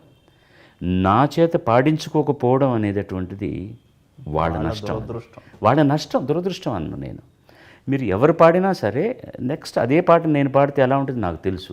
అలాగని చెప్పి నేనే పాడాలి ఇంకెవరికి ఇవ్వకూడదని కాదు. కాలంతో పాటు కొత్త గొంతుకులు వస్తున్నాయి కాబట్టి, ఒక సంగీత దర్శకుడు వాళ్ళు కావాలని కోరుకుంటున్నారు కాబట్టి వాళ్ళతో వాళ్ళు ప్రయాణం చేయడం సహజం. వాళ్ళకు అవకాశం రావాలి. But I want to ascertain ఒక పాయింట్ చెప్పదలుచుకుంది ఏంటంటే, నేను గతంలో వాళ్ళకి ఎలా పాడగలిగానో ఇప్పుడు కూడా అలా పాడగలను. ఇప్పుడు నేను పాడలేకపోవడానికి కారణం ఏంటంటే ఈ కాలంతో వచ్చేటటువంటి ఒక పరిణామం. అది సహజంగానే తీసుకోవాలి కాబట్టి నన్ను వీళ్ళు పిలవట్లేదే, నేను పనికిమాలిన వాడినా అనుకోవాల్సిన అవసరం లేదు. But I can definitely say, అది నేను వాళ్ళకు పాడకపోవడం మాత్రం వాళ్ళకు డెఫినెట్గా మైనస్ పాయింటే. అది కూడా నేను ఒప్పుకోకపోతే ఇంకెందుకంటే నేను బాలసుబ్రహ్మణ్యం మీకోసం ఎంజీఆర్ గారు లాంటి వారు ఓ 2 నెలల పాటు, అది మీరు చాలా మొగ్గ దశలో ఉన్నప్పుడే మీకోసం 2 నెలలు ఆగిన చరిత్ర ఉంది. 1000 నిలవేవా. దానికి కారణం మీకు తెలుసు. వీడు పాడకపోతే నా పాటకు నాకు పెర్ఫార్మెన్స్ కుదరదని అనుకునే దశ కాదు. అప్పుడు కాదు, ఎలా ఉంటుందో ఆయనకు తెలియదు. జనంలోకి వచ్చే మొట్టమొదటి పాట ఎలా ఉంటుందో తెలియదు. మీరు అడిగిన ప్రశ్నలోనే సమాధానం ఉంది. అప్పటికి నేను ఇంతవరకు తమిళంలో 1-2 పాటలే పాడున్నవాడిని. దానికి కారణం ఏమిటంటే, నేను చెప్పాను మీకు, చాలామంది ఇంటర్వ్యూలో చెప్పుంటాను, తెలుగు ఈ సందర్భంలో కూడా అది నేను చెప్పాలి. కొంతమంది ప్రాతస్మరణీయులు మనం కృతజ్ఞతాపూర్వకంగా అందరికీ వందనం చేయాలి. కాబట్టి నాకు టైఫాయిడ్ వచ్చిన తర్వాత పోస్ట్ పోన్ అయిపోయింది. ఇంకా నన్ను పిలవరు, వేరే ఎవరి చేతనే పాడించుకుంటారు అనుకున్నాను. పాడించడం కూడా న్యాయమే. నాకు మరో పాట ఇవ్వచ్చు. నాకు జ్వరం తగ్గిన తర్వాత మళ్ళీ వారి కారు వచ్చి నన్ను ఇంటికి తీసుకెళ్తే ఇదే పాట రిహార్సల్ చేస్తున్నాం. అడిగే ధైర్యం లేదు నాకు. ఎందుకు ఈ పాటను మీరు షూట్ చేయలేదా, మీరు రాజస్థాన్లో షూట్ చేయాలనుకున్నారు. దీని పర్మిషన్స్, దీంతోపాటు కొన్ని సీన్లు తీయాలి, ఒక 200 మంది జూనియర్ ఆర్టిస్టులు, డాన్సర్లు అంతమందిని పెట్టుకొని ఈ పాటను తీయకుండా పోస్ట్పోన్ చేయాల్సిన అవసరం ఒక సౌందరరాజన్ గారు దొరకలేదనుకోండి, అప్పుడు నేను ఒప్పుకుంటాను. బాలుడు అనేవాడు 2 పాటలు పాడినవాడే. రికార్డింగ్లో అయిన తర్వాత ధైర్యం చేశాడు కానీ ఆయన్ను. దీనికి కారణం చెప్పగలరా అని. నువ్వు ఇంజనీరింగ్ కాలేజీలో చదువుతున్నావు, వెళ్ళి నీ మిత్రులకు ఫస్ట్ డే రిహార్సల్స్ కాగానే ఈ పాట పాడి వినిపించుంటావు. వాడు మహదానందపడి ఉంటాడు, మావాడు ఎంజీఆర్కి పాడుతున్నాడని. రేపు ఏ కారణం వల్ల అయినా సరే సినిమాలో నీకు వేరే పాట ఇవ్వచ్చు. ఈ పాట నువ్వు పాడకుండా సౌందరరాజనో మరొకరు పాడారనుకో, వాళ్ళు ఏమనుకుంటారు? బాలసుబ్రహ్మణ్యం పాడిన పాట ఎంజీఆర్కి నచ్చలేదు, అందుకని ఆ పాటను తీసేశారు అనుకుంటే నీ భవిష్యత్తుకి అది మంచిది కాదు. అందుకని నీకోసం నేను షూటింగే పోస్ట్పోన్ చేసి ఆ పాట నీ చేతే రికార్డ్ చేస్తున్నాను. ఎంతమందికి ఉంటుందండి ఇది? ఇది ఆయన గొప్పతనం తప్ప కావాలని కోరుకోవడం. అప్పుడు నేనేదో ఇంకొక 15 సంవత్సరాలు అయిన తర్వాత ఈ పాట బాలువే పాడాలని అనుకోవడంలో అర్థం ఉంది. నేను ఇంకా అసలు ప్రూవే కాలేదు అప్పటికి. అది ఆయన సంస్కారానికి నిదర్శనం. ఇప్పుడు ఇక్కడ జరుగుతుంది. మీరు ఇంతకుముందు అడిగిన క్వశ్చన్కి ఏంటంటే ఇది కాల పరిణామంలో వచ్చేటటువంటి సహజమైనది. కొత్త వాయిస్లు వస్తే వాడికి ఇవ్వాలని అనుకోవడం, అది మ్యాచ్ అవుతుందా లేదా, వాళ్ళు ఎలా పాడుతున్నారని కూడా ఆలోచన లేదు ఇప్పుడు. ఎందుకంటే ఒక పాట పట్ల ఉండేటటువంటి అవగాహన, ఒక పాట తయారు చేసే తీరు, రికార్డ్ చేసే తీరు, పిక్చరైజ్ తీరు అన్నీ కూడా మారిపోయాయి ఇప్పుడు. అందుకని దాని గురించి మనం ఏం బాధపడాల్సిన అవసరం లేదు. నాకు వచ్చే పాట నాదైతే పివి శ్రీనివాస్ గారు చెప్పినట్టు గానే గానే పే లిఖా హై గానే వాలే కి నామ్. ఆయన ఎంత అందంగా చెప్పారు. ప్రతి పాట మీద, ప్రతి బియ్యపు గింజ మీద ఎలా రాసి ఉంటుందో ఎవడు తినాలని, ప్రతి పాట కూడా ఎవరికి సంబంధించిందో ఎవరికి చేరాలన్నో దేవుడు రాసి పెట్టే ఉంటాడు. నా పాట అయితే దాన్ని ఎవ్వడు కాదని లేడు, అది నాకే వస్తుంది. అంటే యాదృచ్ఛికంగా ఆ పాట ప్రస్తావన వచ్చింది కాబట్టి ఆ పాటలో యాక్ట్ చేసిన వారు జయలలిత గారు, ఎంజీఆర్ గారితో. ఇటీవలే వారు పరమపదించటం, వారితో ఉన్న అనుబంధం చాలా తక్కువ అండి. గొప్ప అనుబంధం ఏంటంటే ఆవిడ సినిమాలో 4 పాటలు పాడే సినిమాల్లో ఒక్క షోలో 3 డ్యూయెట్లు, ఆ 3 డ్యూయెట్లు నాతోనే పాడారు. అలాగా మొన్న దుబాయ్లో మేము ఆవిడ పరమపదించిన తర్వాత ప్రోగ్రాం చేస్తున్నప్పుడు వారి కోసం కాస్త ప్రార్థన చేసి మొట్టమొదటి పాట వారితో నేను కలిసి పాడిన పాటతోనే మొదలెట్టాం అనమాట. అలాగే ఆవిడకి ఒక ట్రిబ్యూట్ లాగా. సో అక్కడ ఆ రికార్డింగ్ థియేటర్ వరకు పరిచయం. ఎప్పుడైనా ప్రయాణం చేస్తున్నప్పుడు ప్లేన్లో కనపడితే ఎలా ఉన్నారు, బాగున్నారా అని అడగడం వరకే. ఆవిడ ఇచ్చినప్పుడు తమిళనాడు గవర్నమెంట్ అవార్డు తీసుకుంటున్నప్పుడు కులాసాగా ఉన్నారా అనేవారు, అంతే తప్ప. మాతృభాషగా ఉన్న వాళ్ళతో ఆవిడ తెలుగే మాట్లాడేవారట కదా. తెలుగు మాతృభాష అయి ఉండి మాట్లాడేవాళ్ళు తెలుగు కంటే చాలా బాగా మాట్లాడేవాళ్ళు. నెల్లూరులో ఒకసారి మన నంది అవార్డ్స్ ఫంక్షన్ జరిగింది. దాంట్లో నాకు అవార్డు వస్తే ఆవిడని ముఖ్య అతిథిగా, అప్పుడు తమిళనాడు ముఖ్యమంత్రిగా ఉన్నప్పుడు మన జనార్దన్ రెడ్డి గారు అప్పుడు ముఖ్యమంత్రి, ఆవిడని ఆహ్వానిస్తే ఆవిడ అక్కడ మాట్లాడిన పద్ధతికి నేను సుందరామూర్తి నా పక్కన ఉన్నాడు. ఏమిటయ్యా ఇది ఆవిడది. మా ఉపాధ్యాయులందరూ నాకు తెలుగు నేర్పించిన పద్ధతి, నెల్లూరుతో నాకు నా జన్మతో ఉన్నటువంటి ఒక సంబంధం మూలకంగా ఇక్కడికి పిలిస్తే నేను తప్పకుండా వస్తానని చెప్పి వచ్చానని చెప్పి. వారి తల్లిగారు కొన్నాళ్ళు రంగనాయకులపేటలో వాళ్ళ దాయాదులు ఉన్నారు. అక్కడంతా కూడా అయ్యంగార్ల అగ్రహారం అది. అక్కడ ఆవిడ ఉన్నారన్నమాట. అప్పుడు ఈవిడ చిన్నపిల్లగా ఉన్నప్పుడు కొన్ని సంవత్సరాలు అక్కడ ఉన్నారు. అది ఆవిడ గుర్తు చేసుకుని ఆవిడ చెప్పిన తెలుగు పద్ధతి నాకు భలే అందంగా అనిపించింది అనమాట. అందుకని మొదటి నుంచి కూడా. మీరు వారితో పాడిన 3 డ్యూయెట్లు తమిళ్ వాడిని? తమిళే. ఇప్పుడు ఆవిడకి మాతృభాష ఏదని చెప్పాలి? తండ్రి తల్లి ఇద్దరూ అయ్యంగార్లు కాబట్టి ఇంట్లో మాట్లాడుకునే భాష తమిళం. పుట్టి పెరిగిందంతా కర్ణాటకలో కాబట్టి బయట అడుగు పెట్టగానే మాట్లాడే భాష కన్నడం. తెలుగు సినిమాల్లో నటించారు కాబట్టి ఆవిడకి తల్లిగారి ద్వారా సంక్రమించిన తెలుగు భాషను ఆవిడ ఉపయోగించుకున్నారు. ఈ ఇంగ్లీష్ చాలా ఫ్లూయెంట్గా అత్యద్భుతంగా మాట్లాడగలిగిన ఒక విదుషి ఆవిడ. సో కొన్నాళ్ళ తర్వాత మన మాతృభాష ఏమిటంటే కళాకారులు మర్చిపోతాం. మనం మర్చిపోవడం ముఖ్యం. అందుకని నన్ను ఎవరు అడిగినా కూడా మాతృభాష ఏంటంటే సంగీతం అని చెప్తాను. అవును, ఈ మధ్య రష్యా ప్రోగ్రాంలో కూడా మీరు అదే చెప్పారు. సార్, నేను యూట్యూబ్లో ఒక వీడియో చూశాను. మీరు జాఫ్నాలో హెలికాప్టర్ ఆర్ చాపర్ దిగుతూ ఉంటే మీరు గంగయ్య అమరన్ గారు ఒక జన ప్రవాహం లాగా వచ్చి మిమ్మల్ని స్వాగతించడం. బహుశా మీరు జాఫ్నా ఫస్ట్ టైం వెళ్ళారు అనుకో. వెరీ ఫస్ట్ టైం అండి. శ్రీలంక వెళ్ళి ఉంటారు కానీ జాఫ్నా శ్రీలంకలో ఎక్కువసార్లు కొలంబో అలాంటి చోట్ల కార్యక్రమాలు జరిగాయి కానీ గత 30 ఏళ్ళుగా వెళ్తూ రావడం జరుగుతుంది. ఈ ఇబ్బందికరమైన పరిస్థితులు అక్కడ సివిల్ వార్ జరుగుతున్న సందర్భంలో వెళ్ళడం అనేటువంటి 15 ఏళ్ళుగా జరగలేదు. అది ఎలా అనిపించింది అంతా? అది ఇవన్నీ అండి జీవితంలో చాలా మనం ఎవరం అని తెలియజేస్తాయి. మనం చేస్తున్న పనికి ఎంతమంది స్పందిస్తున్నారు, కారణం ఏమిటి అని ఆలోచించినప్పుడు జన్మ సార్థకమైంది అనిపిస్తుంది.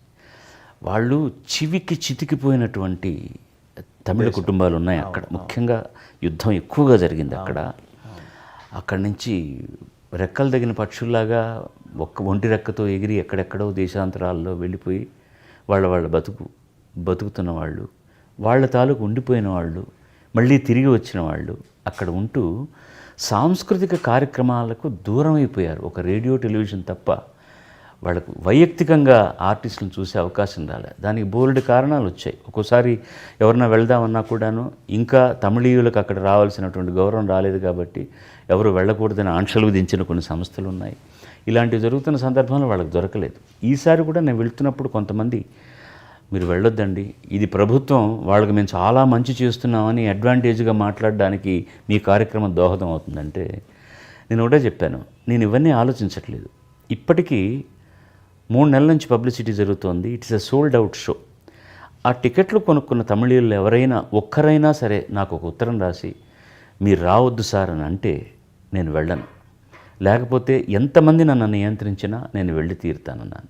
నేను వెళ్ళిన దానికి కారణం కనిపించింది. ఎందుకంటే కొలంబో నుంచి దాదాపు 6 గంటల ప్రయాణం బై రోడ్ వెళ్ళాలి.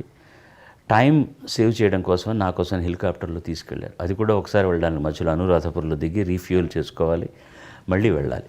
జనం వాళ్ళు ఎక్కడో ఒక సెక్యూర్డ్ ఎయిర్పోర్ట్లో దించుతారు నన్ను అని అనుకున్నాను తప్ప, ఇప్పుడు ఒక పెద్ద స్కూల్ ఉంది అక్కడ. ఆ స్కూల్లో తప్ప హెలిప్యాడ్ ఉండడానికి అవకాశం లేదు.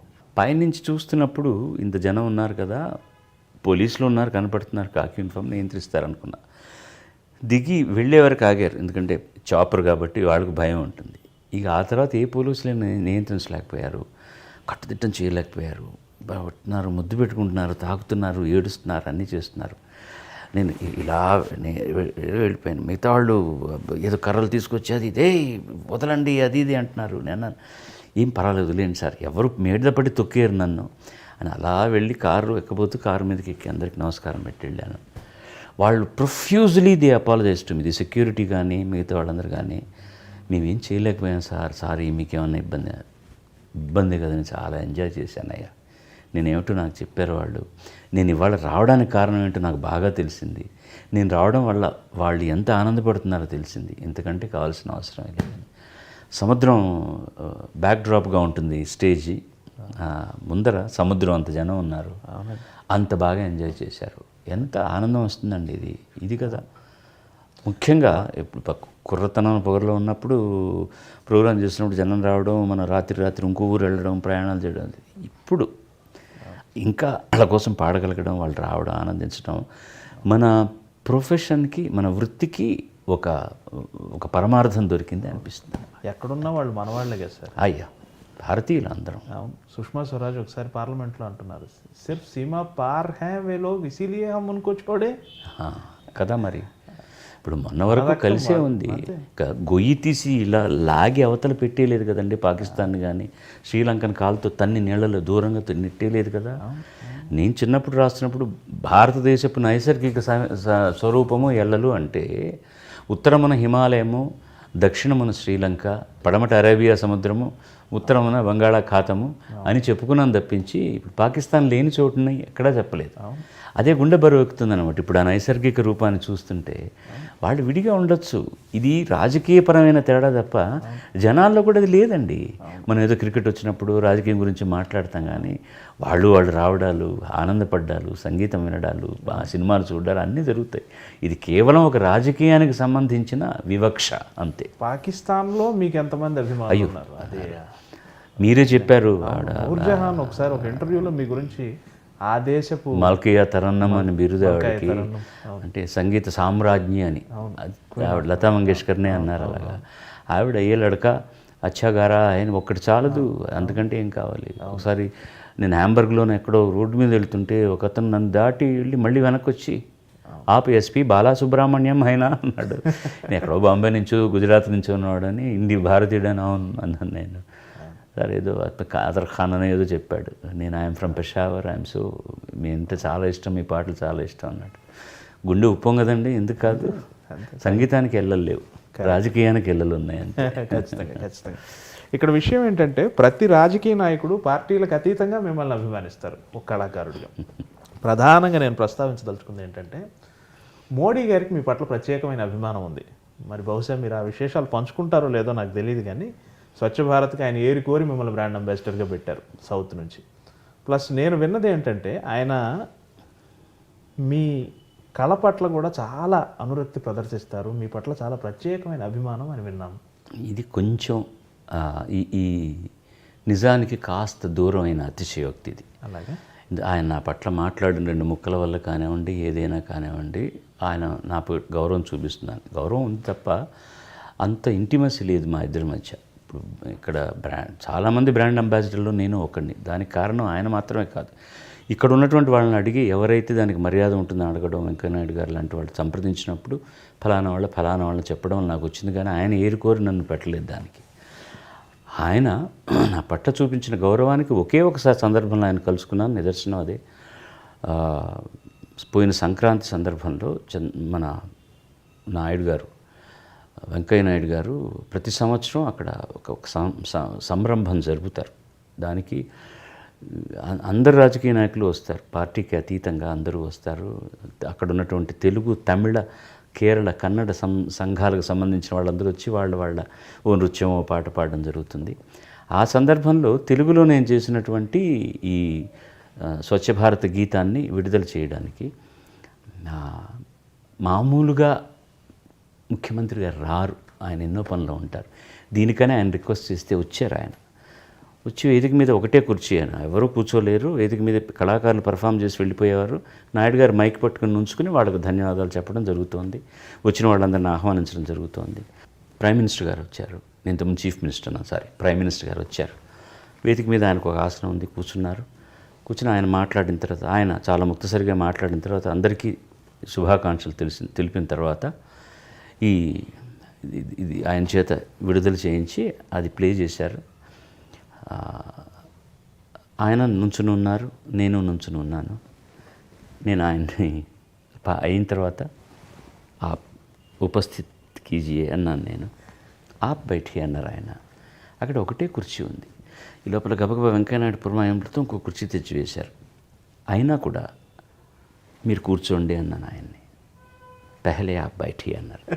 ఇంకొకసారి అన్నాను, మీరు పెద్దలు కూర్చోండి అని, దయచేసి కూర్చోండి అన్నారు. ఇంకా అంత చేయకుండా నేను కూర్చున్న తర్వాత ఆయన మాట్లాడి కూర్చున్నారు.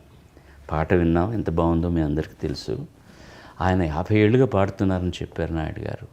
ఒక వ్యక్తి ఒక పరిపూర్ణమైన 50 సంవత్సరాలు, ఆయన పరిపూర్ణమైన 50 సంవత్సరాలు వృత్తి జీవితం గడిపాడు అంటే దాని వెనక ఎంత త్యాగం ఉంటుంది, ఎంత కృషి ఉంటుందని నేను గమనించగలను. ఒక కళాకారుడిగా ఆయన ముందు కూర్చోమనడమే న్యాయం. వయసులో కూడా నాకంటే పెద్దవారు తప్పే ఉంది, అందుకని వారిని కూర్చోమన్నాను నేను. సో దీన్ని బట్టి ఆయన సంస్కారం ఏమిటో మనకు అర్థమవుతుంది. ఇది తప్ప ఇంకా ఆయనతో నాకు ఏ విధమైనటువంటి అనుబంధం లేదు. నేను ఎప్పుడు ఆయనతో వేరే విధంగా మాట్లాడింది లేదు. ఇదే జరిగింది అంతే. ఆ గౌరవం ఆయన ఇచ్చారు కాబట్టి గర్వపడుతున్నాను, సంతోషపడుతున్నాను. ఒక సందర్భంలో జావేద్ అఖ్తర్ లతా మంగేష్కర్ గారి గురించి ఒక మాట అన్నారు. She has invested her life to music. Yes, ఆవిడ తన జీవితాన్ని పెట్టుబడిగా పెట్టి, అత్యద్భుతమైనటువంటి ఒక నిర్వచనం లతా మంగేష్కర్కి. డబ్బు పెట్టుబడిగా పెట్టచ్చు, సమయం జీవితాన్ని పెట్టుబడిగా కదా. 13 సంవత్సరాలప్పుడు తండ్రి చనిపోగానే ఉన్న కుటుంబాన్ని బాధ్యత అంతా నెత్తిన వేసుకొని ఆవిడ యాక్ట్ చేయడానికి కూడా వెనుకాడకుండా చిన్న చిన్న పాత్రలు ధరిస్తూ కోరస్సులు పాడుతూ చివరి వరకు జీవితాన్ని త్యాగం చేసింది. ఆవిడ ఇల్లాలు కాలేదు. అవును, అందరినీ నిలబెట్టి కుటుంబంలో ఉన్న ఒక్క తమ్ముడిని, మిగతా చెల్లెళ్ళందరినీ కూడా వాళ్ళని సుస్థిరంగా నిలబెట్టి అలా హాయిగా ఒక భీష్మాచార్యుల్లాగా 50 ఏళ్ల పరిపూర్ణ వృత్తి జీవితం అన్నారే. అవునండి, దీన్ని నేను అలాగే చూస్తున్నాను సార్. మీరు కూడా మీ జీవితాన్ని పెట్టుబడిగా పెట్టారు. కానీ సార్, ఇది నేను చేయవలసిన అగత్యం నాకున్న కారణం వేరే. మొట్టమొదటి నేను చెప్పాను అది 10 పాటలు పాడితే కానీ నేను 10 పాటల పైన పాడలేను అని. నా మీద వాళ్ళు చూపిస్తున్న దీన్ని, ఎస్ నేను కొంచెం దీన్ని సీరియస్గా తీసుకొని దీంట్లో మనకి ఈ వృత్తిలో ఇంకా చదువులోకి వెళ్ళలేమని తెలిసిపోయింది కాబట్టి దీంట్లో నేను ఎంత దూరం వెళ్ళగలనో ఎంత బాగా చేయగలనో చేయాలని కృషితో చేశాను. దానికి కొన్ని త్యాగాలు చేయాల్సి వస్తుంది. సంసార జీవితానికి దూరంగా ఉంటాం, పిల్లల్ని ఎదుగుదలను చూడలేము, ఇవన్నీ ప్రతి వాళ్లకు జరిగేది. బట్ ఆవిడతో పోల్చడానికి మనకు అధికారం లేదు. ఆవిడ వృత్తిని స్వీకరించడానికి ముందరే బాధ్యత స్వీకరించాల్సి వచ్చింది. నాకు ఎవరైనా అవకాశం ఇవ్వండి, నేను వేషాలు కూడా వేస్తానంటే రోజుకు 2 రూపాయలు వచ్చినా కూడా కుటుంబం కోసం ఖర్చు పెట్టడానికి మొదలెట్టి ఆవిడ సంగీతం నేర్చుకుని ఇంకా ఎవరు అలాంటి గాయనమని లేరు అన్నట్టుగా ఆవిడ తయారైంది. నేను వృత్తిలోకి వచ్చిన తర్వాత నేను పరిణతి సాధించాలి కాబట్టి నేను చిన్న చిన్న త్యాగాలు చేయడం అనేటటువంటిది ఎవరైనా చేసేది. ఆవిడ అలా కాదు. 13 ఏళ్ళు ఏం జీవితం చూసి ఉంటుంది ఆవిడ. తర్వాత ఆవిడ పెద్ద లగ్జరీ కార్లో ఉండొచ్చు. ఇప్పుడు కూడా ఆవిడ ఉండే చూస్తే ఒక 3 బెడ్రూమ్ అపార్ట్మెంట్, చాలా సాదా సీదాగా ఉంటుంది. ఎక్కడ పెద్ద విల్లాలు బంగ్లాలు కొనుక్కొని ఉండలేదు ఆవిడ. అవునట. సార్ ఇప్పుడు ప్లేబ్యాక్ సింగర్గా ఒక దాన్ని ఏమంటారు, మెహబూబ్ గులూకార్ అంటారు హిందీలో, అట్లా స్టార్ సింగర్ అనే ఒక కాన్సెప్ట్ ఉండేది. లతా మంగేష్కర్, ఆశా భోంస్లే, సుశీలమ్మ గారు, మీరు, బాలు గారు, ఘంటసాల గారు, మహమ్మద్ రఫీ, జేస్దాస్. ఆ శకం అయిపోయిన తర్వాత మెహబూబ్ గులూకార్, ఈ స్టార్ సింగర్ అనే కాన్సెప్ట్ ఇంక ఎందుకు పోయింది? ఇక ఎందుకు మీ స్థాయికి మిగతా వాళ్ళు ఎవరు రీచ్ కాలేకపోతున్నారండి? స్టార్ ఛానల్లో వచ్చే స్టార్ సింగర్లు అంటున్నారు కదా. అలా కదా నా ఉద్దేశం. నేను I was just making it lighter weight. కష్టం సార్ అది. కారణం ఏంటంటే ముఖ్యంగా ఒక కొత్త నేపథ్య గాయన్ని తీసుకుంటే వాళ్ళకి ఎక్కువ అవకాశాలు ఇచ్చి వాళ్ళకి పదును పెట్టి వాళ్ళ చేత మంచి జాబ్ని రాబట్టాలని తాపత్రయం ఉండేది. ఇప్పుడు చాలామంది సింగర్స్ వచ్చారు, టాలెంటెడ్ సింగర్సే వచ్చినా ఏమవుతుందంటే ఏదో వెరైటీ అనేటటువంటి ఒక మాటను వాడుతూ ఒకే సినిమాలో ఒక హీరోకి 4 సింగర్ చేత పాడిస్తున్నారు. అది కూడా పర్వాలేదు, గతంలో కూడా 1-2 సార్లు జరిగాయి. ఒకే పాటను 3 పాడడం ఏంటి? అది కూడా ఫ్యాషన్ అయిపోయిన రీతిలో. ఇంకా ఎలా ఉంటారు? ఒక సినిమాలో 4 పాడంగానే ఇంకో కొత్త వాయిస్ వినిపించగానే వాడి చేత పాడిద్దాం అని వాళ్ళని తీసుకురావడం. లేదా ఇప్పుడు ఏ భాషలో పాడుతున్న వాళ్ళు మరో భాషలో పాడినా తప్పు లేదు, ఆ భాషకు న్యాయం చేసినంత వరకు తప్పే లేదు. ఇప్పుడు ఎవరో ఒక పెక్యులర్ వాయిస్ ఒక యాడ్లో వింటారనుకోండి, మనం ఎందుకు పాడించకూడదు అని తీసుకురావాల్సిన అవసరం లేదు. అది ఎప్పుడంటే ఇక్కడ ఎవరైనా ఆ పాటకు అతనిలా న్యాయం చేయలేరు అనుకునే పరిస్థితులు తప్పకుండా పిలుచుకురావాలి. మేమందరం అలా పాడిన వాళ్ళమే కదా మిగతా భాష. నాకు అభిప్రాయం ఇప్పుడు ఏమవుతోందంటే ఫ్యాషన్ అయిపోయింది. అసలు కొన్నిట్లు కొంతమంది పేరు కూడా తెలియదు మనకు. పాపం వస్తున్నారు, ఓ 10-15 పాటలు పాడి కొద్దిగా సంపాదించుకుంటున్నారు, మళ్ళీ వాళ్ళు మర్చిపోబడుతున్నారు, ఇంకెవాళ్ళు వస్తున్నారు. దానివల్ల ఏమీ జరగదండి. ఇప్పుడు త్యాగం అంటే ఎలా జరగాలంటేనండి, మీరు నిజంగా ఒక తరం అయిపోతుంది, ఆ తర్వాత ఇంత మంచి వాళ్ళు రావాలి అనుకున్నప్పుడు వీళ్ళలో ఉన్న బెస్ట్ ఒక 2 అబ్బాయిలని 2 అమ్మాయిలను తీసుకుని వాళ్ళకి ఎక్కువ ఎక్స్పోజర్ ఇవ్వాలి, ఎక్కువ అవకాశాలు ఇవ్వాలి, ఎక్కువ మంచి మంచి పాటలు పాడే అవకాశాలు ఇవ్వాలి. అప్పుడు వాళ్ళు నిలదొక్కుకోవడానికి అవకాశం ఉంటుంది. ఇప్పుడు కేవలం మాధ్యమం ఉంది కదా, దాంట్లో ఏవో కార్యక్రమాలు అందరూ కనపడుతున్నారు, పాపులర్ అవుతున్నారు, సంపాదించుకుంటున్నారు, వెళ్ళిపోతున్నారు తప్ప ఎవరికి ఆత్మసంతృప్తి లేదు. ఇంకొక పాయింట్ ఆలోచిస్తే వాళ్ళు నిలదొక్కునడానికి ఇప్పుడు నాకు వచ్చిన కొత్తల్లో నేనే ఫస్ట్ అన్ని పాటలు పాడిన సినిమా. దాంట్లో ఉన్నటువంటి పాటల ద్వారా అన్ని రకాలు పాడగలడు అని ఒక చిన్న అవగాహన జనానికి, ఒక చిన్న అంగీకారం దొరికింది. ఆ తర్వాత ఏ దివిలో విరిసిన పారిజాతమో, ఇతను సెమీ క్లాసికల్ కూడా పాడగలడు, మామా చందమామ, ఇవన్నీ పాడుతూ ఆడవే మయూరి, సంస్కృత సమాసాలను కూడా వీడు బాగా ఉచ్చరించగలడు. కాస్త ముందుకు వెళ్ళిన తర్వాత శంకరాభరణం, పాస్పోర్ట్, వీడికి సెమీ క్లాసికల్తో పాటు లలితమైన క్లాసికల్ సాంగ్ సినిమాకు సంబంధించింది కూడా పాడగలడు అని ఒక మాట. అంతకుముందు హలో బాలు అనేవాళ్ళు నమస్కారం అండి అనడం మొదలెట్టారు. కారణం ఏంటి? ఈ పరిణామ దశలో నాకు మంచి మంచి మంచి పాటలు ఇచ్చారు, నాకు వాటిని నేను చక్కగా పాడాను, 2 పక్కలా ఉంది అది. ఇప్పుడు అలాంటి సందర్భోచితమైన పాటలు ఎక్కడున్నాయండి? ఏ పాట ఇచ్చినా పాడగలిగేటటువంటి విజ్ఞానం ఉన్నటువంటి గాయకులు ఉన్నా కూడా నాలాంటి వాడికి దొరికినటువంటి మంచి పాటలు వాడికి దొరకట్లేదు. అది ఇచ్చే రికగ్నిషనే వేరే, అది ఇచ్చేటటువంటి మర్యాదే వేరే. ఇప్పుడు ఒకే రకం పాట 10 మంది పాడుతున్నప్పుడు అందులో వాడు పాడాడు కదా, ఇందులో వీడిని పాడిస్తామని అనుకుంటున్నారు తప్ప అలాంటి సందర్భం, ఆ సందర్భానికి తగిన పాట ఎక్కడొస్తున్నాయి? ఇవన్నీ కాలంతో వచ్చేటటువంటి మార్పులని సరిపెట్టుకోవాల్సి వస్తుంది. But still they can do it. ఒకటే కాదు, టెక్నాలజీ వచ్చిన తర్వాత ఎన్ని జరుగుతున్నాయి. కలిసి పనిచేయడం అనేటటువంటిది ఉండట్లేదు. నేను ఇక్కడ పాడతాను, శ్రేయ ఘోషాల్ బాంబేలో పాడుతుంది, లేదా శంకర్ మహాదేవన్ బాంబేలో పాడతాను, నేను మద్రాసులో పాడతాను. కలిసి పనిచేయడం అనేటువంటి జరగడమే లేదు. కవి ఉండట్లేదు రికార్డింగ్లో. ఒక్కోసారి రాసిచ్చిన వాళ్ళు మ్యూజిక్ డైరెక్టర్ బాంబేకి వెళ్ళడానికి ఎవరో కొంతమంది మాత్రమే వెళ్తారు, కొంతమంది అసిస్టెంట్ డైరెక్టర్ని పంపిస్తాడు. ఆ సాంగ్ కాపీ తీసుకెళ్ళి అతనికి తెలిసిన తెలుగులో అది డిక్టేట్ చేస్తాడు, అతనికి తెలిసిన హిందీలో అతను రాసుకుంటాడు. ఇది దంచమా, ఇది చానా, చానా, జానా, జానా ఏమిటి తెలియదు. ఆ లైన్లో ఉన్నటువంటి అర్థాన్ని ఎక్స్ప్లెయిన్ చేసే కవి ఉండగలగాలి పక్కన. లేకపోతే నా రెండో పాట అయినటువంటి కన్నడంలోనే నేను రికార్డ్ చేసిన రెండో పాటే కన్నడం. నాకు కన్నడం భాష ఒకటి ఉందని తెలుసు, కానీ ఏమీ తెలియదు. భయపడ్డాను నేను. రంగారావు గారు, వేణు రంగారావు గారని, ఆయన మ్యూజిక్ డైరెక్టర్ కన్నడ సినిమాకి, తెలుగువారు. పిబి శ్రీనివాస్ గారికి కజిన్ బ్రదర్ ఆయన నేను పాడిన మొట్టమొదటి పాటకి వీణ వాయించడానికి వచ్చి నా పాట విని ఆయన సంతోషించి నాకు మొట్టమొదటి పాట ఇచ్చారు. పిలిస్తే అయ్యా నాకు కన్నడం ఎలా ఉచ్చరించాలో తెలియదంటే, నాకు ఇది మొదటి సినిమా కన్నడంలో, నాకు కన్నడ భాష రాదు, కవి ఉంటారు మనకు చెప్తారు, కష్టపడు నేర్చుకో పాడు అన్నారు. ఇప్పుడు అలాంటి అవకాశాలు సింగర్స్ కూడా ఇవ్వట్లేదు. ఎవరో నార్త్ నుంచి వచ్చి వాడు ఉచ్చారణ సరిగ్గా లేదని మనం తిట్టడం న్యాయం కాదు కదా. అతను నేర్పించి సరిగ్గా వచ్చే వరకు ఓకే చేసేటటువంటి ఓపిక కావాలి, పాడించగలగాలి. లేకపోతే నన్ను హిందీలో యాక్సెప్ట్ చేస్తారా, నన్ను కన్నడంలో యాక్సెప్ట్ చేస్తారా, మలయాళంలో యాక్సెప్ట్ చేస్తారా, బెంగాలీలో యాక్సెప్ట్ చేస్తారా, మరాఠీలో యాక్సెప్ట్ చేస్తారా? కష్టపడాలి. భాషకు మన అమ్మకి ఇచ్చినంత గౌరవం ఇవ్వగలగాలి. అది ఇప్పుడు ఎలా పాడినా పర్వాలేదు, ఇది వెరైటీగా ఉంది అని. ఒకానొక ప్రొడ్యూసరు మ్యూజిక్ డైరెక్టర్ ఇంకో టేక్ అడుగుతున్నాడు అమ్మాయిని పాడడానికి. ఎందుకండి అది బాగుంది అంటున్నాడు నిర్మాత, దర్శకుడు కూడా. లేదంటే అక్కడ ఒక చోట గాంధారం శృతి చేరలేదు, అది వెరైటీగా ఉంటుంది, వదిలేద్దామంటే ఎట్లా? వెరైటీగా ఉంటుందని అమ్మకు స్విమ్మింగ్ డ్రెస్ వేస్తే బాగుంటుందా? అమ్మ చీర కట్టుకుని బొట్టు కట్టు పొద్దున్న నాయన లేవరా అంటేనే బాగుంటుంది తప్ప, ఒక స్విమ్మింగ్ డ్రెస్లో వచ్చి పొద్దున్న అమ్మ అరే గెటప్ అంటే ఎలా ఉంటుంది? ఏ మర్యాద అమర్యాద దానికి ఇవ్వాల్సి. నాకు ఒక అభిప్రాయం ఉంది sir, correct me if I'm wrong. ఇప్పుడు మీరు లతా మంగేష్కర్, జానకమ్మ, మీరు ఇంత గొప్ప కళాకారులు నా అభిప్రాయమే సార్ ఇది. మీ వ్యక్తిత్వమే కళ రూపంలో రిఫ్లెక్ట్ అవుతుంది కదా. అవునండి. మీ తాలూకు జీవితం తాలూకు గాఢతే మిమ్మల్ని కళాకారులుగా ఈ స్థాయికి తీసుకెళ్ళింది కదా. ఇప్పుడు వస్తున్న కొత్త వాళ్ళ వ్యక్తిత్వం అంత గాఢతకి చేరకపోవటం వల్లే వాళ్ళు మీ స్థాయికి రావడం లేదేమో సార్. మిమ్మల్ని అందరినీ కలిపమంటున్నాను. వాళ్ళు ఒక స్థాయికి వచ్చిన తర్వాతే వాళ్ళ వ్యక్తిత్వం ఏంటని మనకు తెలుస్తుంది. ఆ స్థాయికి రావడానికి ముందరే వాళ్ళని పిండిలోనే తింపేసి అవతల పడేస్తే వాళ్ళ వ్యక్తిత్వం ఏంటని మనకు తెలుస్తుంది. వాళ్ళ వ్యక్తిత్వం ప్రతిఫలింప చేయడానికి అవకాశం ఎక్కువ రావాలి కదా. అలా అతను మంచి మంచి పాటలు పాడినప్పుడే ఓహో ఇతని వ్యక్తిత్వం ఇలా ఉంది కాబట్టి ఇంత మంచి పాట పాడాడు అనుకోవడానికి అతనికి ఆవిడకు మనం అవకాశం ఎక్కడ ఇస్తున్నాం? మీరే ఓ సందర్భంలో అన్నారు ఇక్కడేమీ లేదు ఇక్కడ ఉంది అని. డెఫినెట్గానండి, వ్యక్తిత్వం ప్రతిఫలించి తీరుతుంది.